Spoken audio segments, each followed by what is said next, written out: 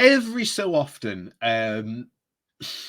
we come across articles like this, and I think the title, that you can see in the article next to me today, quite surprising, because the title is, again, if you can see it, have the Tories given up on levelling up?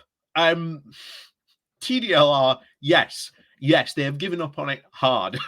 Why? Because they never intended to do any of these levelling up promises in the first place.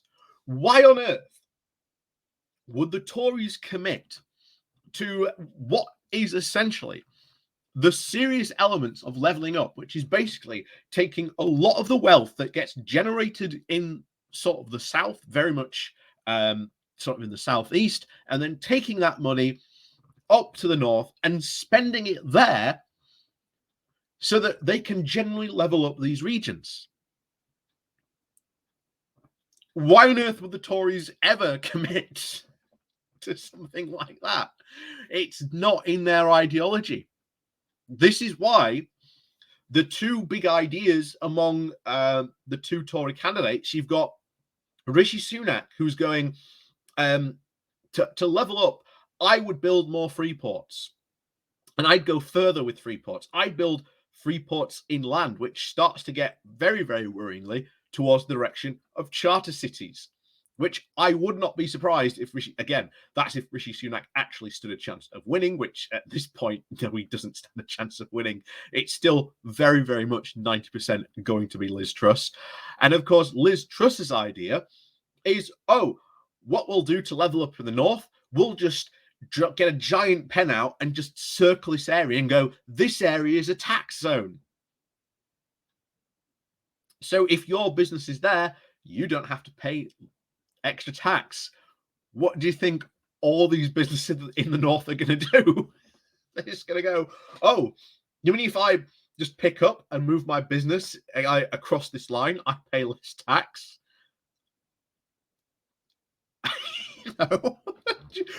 What do they think was going to happen?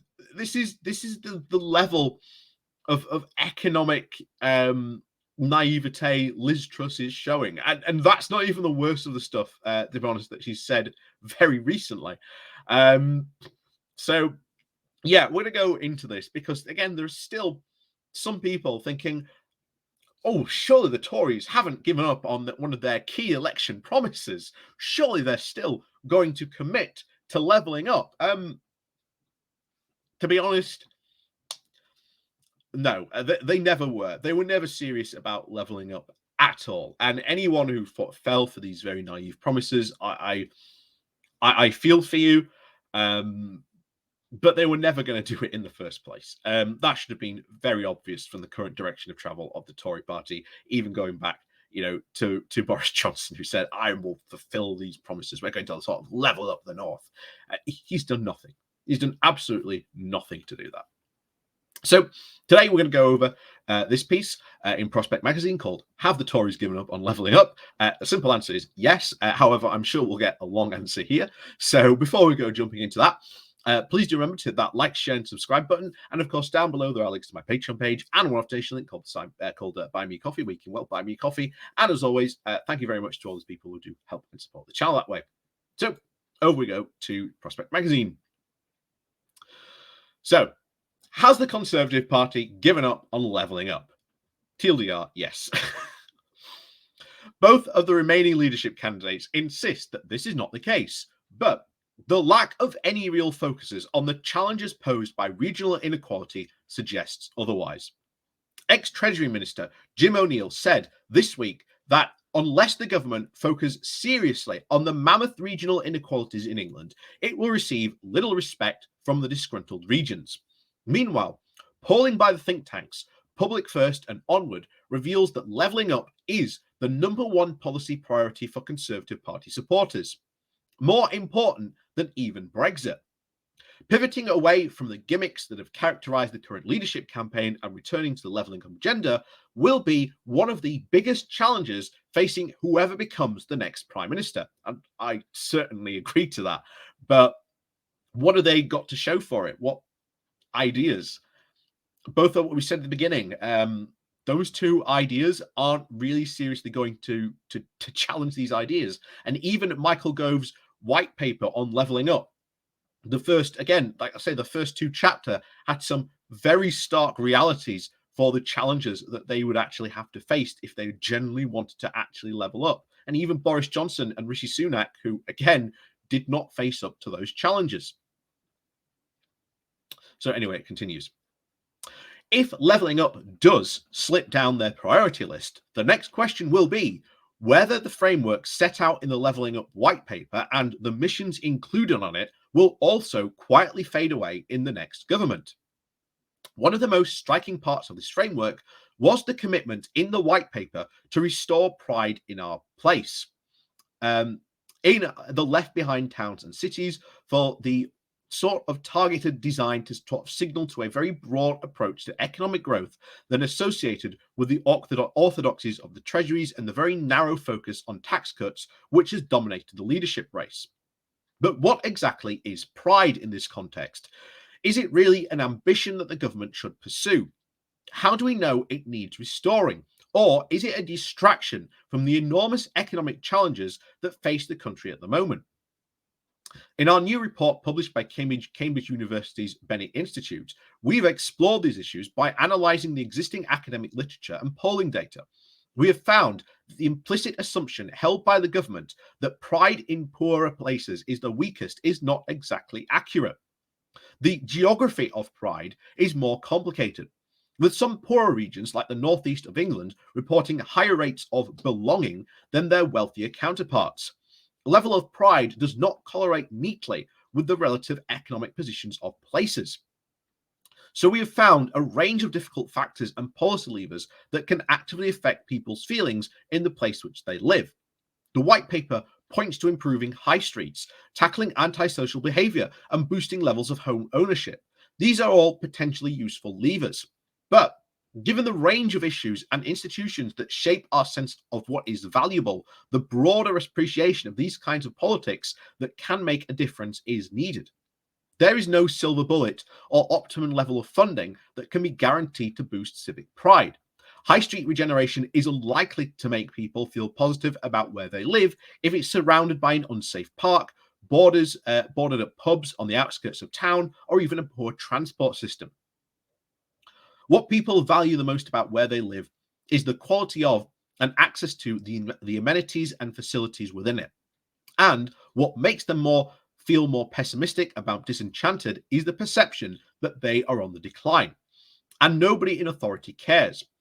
Figuring out ways to actually address this chronic sense of disempowerment needs to be a priority for any government committed to tackling the source of our geographical inequality.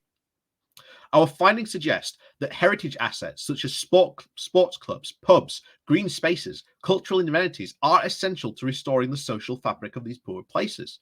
Celebrating the history of local places and giving residents a say over the changes that can affect them can be valuable. So, the way that they're sort of talking about this so far is very much like a very sort of civic pride thing. Now, while I say this is important, it's also not what will also it will help it, don't get me wrong, but it needs to be more than just making somewhere more pretty.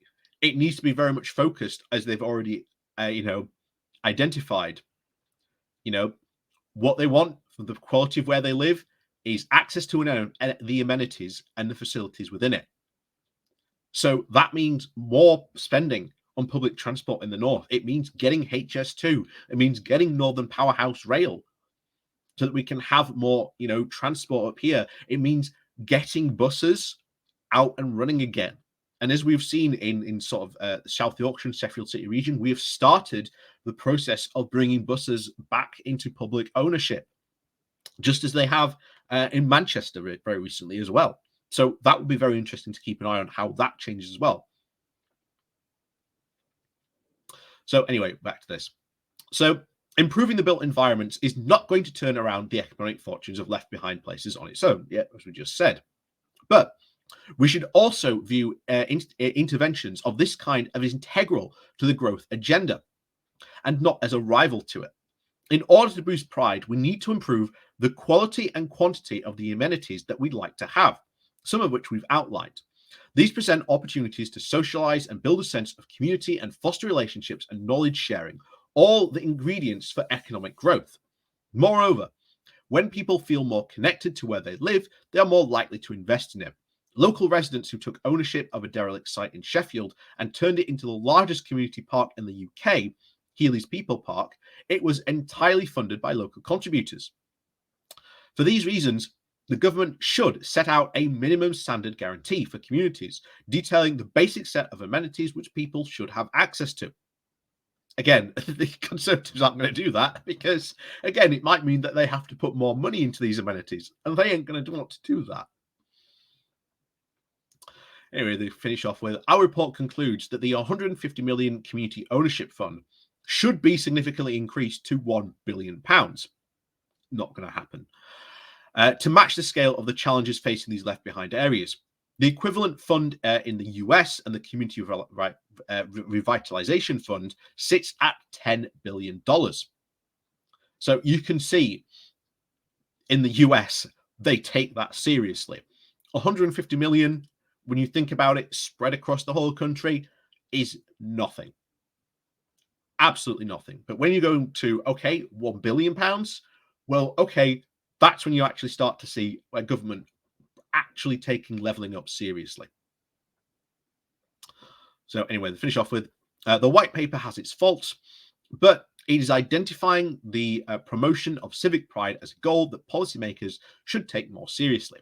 It marks an important departure from the policy orthodoxies of previous decades, and whoever wins the leadership contest should think hard about the way people's geographical inequities inhabit the UK's growth and prospects, and its acutely deepening divides. So, I do agree. There is more than, of course, a civic pride needed in these areas. We need a lot of economic focus as well. We need a lot of infrastructure building up here as well. We need buses, we need more trains desperately to get people connected so that they can get to sort of working and they can get to these the amenities. But one thing I think I brought up this statistics before. In South Yorkshire, again, don't know the rest of sort of the area, but in South Yorkshire, 1 in 5 people turn down a job because they can't get to it. And I don't know what statistics that would be sort of maybe for like the rest of Yorkshire or even other places in the north. But if you've got 1 in 5 people in South Yorkshire, that includes Barnsley, Sheffield, Rotherham, Doncaster, and they cannot get to a job, what does that say about the economic reality? If businesses are finding it harder to recruit people because 1 in 5 of the people that they say you'd be excellent for this job, oh, I can't get there. This is why we need more investment in public transport. We need more trains. We need more buses. Again, there's a ton of stuff that we actually really need to sort of talk about when it comes to leveling up, and it is not as they rightly said, there's no one silver bullet to solve all this. It is not just we'll make town centres look more pretty. It's a start, but it's a lot more what's needed. They've talked about, again, the decline of the high street. It was also mentioned in the white paper. But to stop high streets declining, you need a lot of changes for government policy in order to make sort of the high street, again, more viable.